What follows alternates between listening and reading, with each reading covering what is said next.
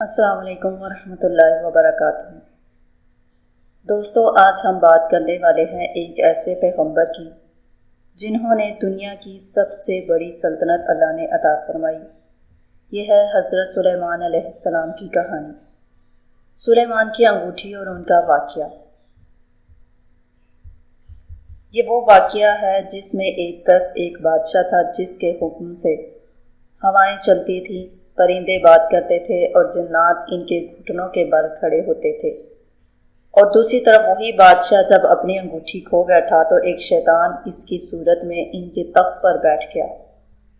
حضرت سلیمان علیہ السلام کا تخت اتنا عظیم تھا کہ اس کے چاروں طرف سونا، چاندی، یاقوت، مروارید اور زمرد سجا ہوا تھا۔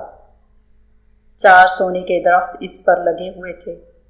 جب حضرت سلیمان علیہ السلام تخت پر بیٹھتے تو وہ گھومتا تھا، سونے کے مور اور شیر زندہ ہو جاتے تھے، پرندوں کی فوج آسمان کو چھپا لیتی تھی تاکہ دھوپ ان پر نہ پڑے۔ ان کے لشکر میں انسان بھی تھے، جن بھی تھے اور پرندے بھی۔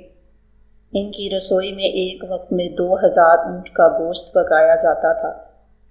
لیکن دوستو، اتنی دولت اور اقتدار ہونے کے باوجود حضرت سلیمان علیہ السلام خود اپنے ہاتھوں سے کھجور کی پتیوں سے ٹوکریاں بناتے اور بازار میں بیچ کر اپنا گزارا کرتے تھے۔ یہ تھی ان کی توازے اور اللہ کی طرف سے ملی نعمت کا شکر۔ لیکن اللہ اپنے نبیوں کو بھی آزمائش سے گزارتا ہے۔ ایک دن حضرت سلیمان علیہ السلام اپنی کی بیوی کے پاس گئے۔ انہوں نے اپنی مبارک انگوٹھی اپنی امانت دار خادمہ آمنہ کو دے دی۔ یہ وہی انگوٹھی تھی جس میں اللہ نے دنیا کی قوتوں کا راز چھپا رکھا تھا۔ اسی وقت ایک بڑا شیطان جو بہت وقت سے موقع ڈھونڈ رہا تھا وہاں پہنچا۔ اس نے حضرت سلیمان علیہ السلام کی بالکل صورت اپنا لی، وہی چہرہ، وہی آواز، وہی لباس۔ وہ آمنہ کے پاس گیا اور چپکے سے انگوٹھی مانگ لی۔ آمنہ کو شک نہ ہوا۔ جیسے ہی شیطان نے انگوٹھی اپنی انگلی میں ڈالی، آسمان سے بجلی چمکی اور ساری قوتیں اس کے قبضے میں آ گئی۔ اب وہ شیطان حضرت سلیمان علیہ السلام کی صورت میں تخت پر بیٹھ گیا۔ پرندے، جنات سب اس کے حکم کے انتظار میں کھڑے ہو گئے۔ جب اصلی حضرت سلیمان علیہ السلام باہر آئے اور انگوٹھی مانگی تو آمنہ حیران رہ گئی۔ اس نے کہا، سلیمان تو تخت پر بیٹھا ہے، تم کون ہو؟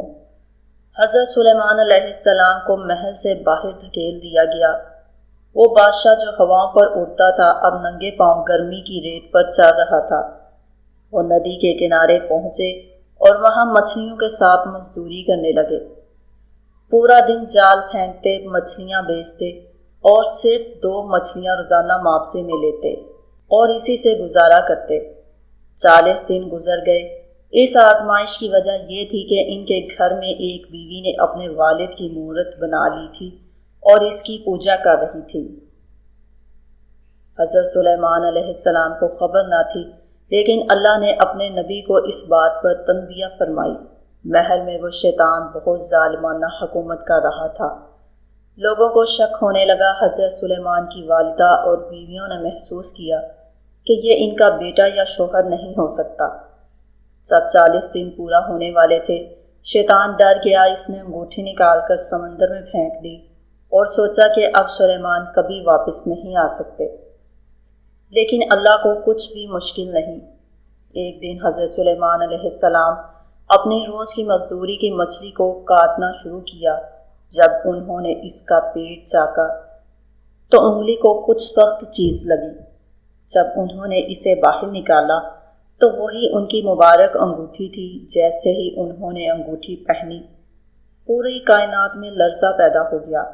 پرندوں کی فوج آسمان سے اتری، ہوا ان کے گرد گھومنے لگی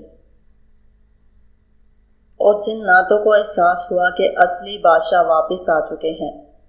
حضرت سلیمان علیہ السلام واپس محل پہنچے۔ شیطان تخت سے اٹھ کر بھاگنا چاہتا تھا، لیکن اب اس کے لیے زمین بھی تنگ ہو چکی تھی۔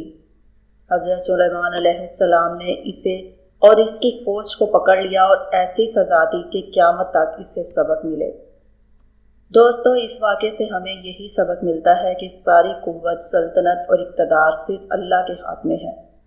جب تک اس کی مدد ہو کوئی کچھ نہیں کر سکتا، اور جب وہ چھین لے تو دنیا کی سب سے بڑی سلطنت بھی چھینی جا سکتی ہے۔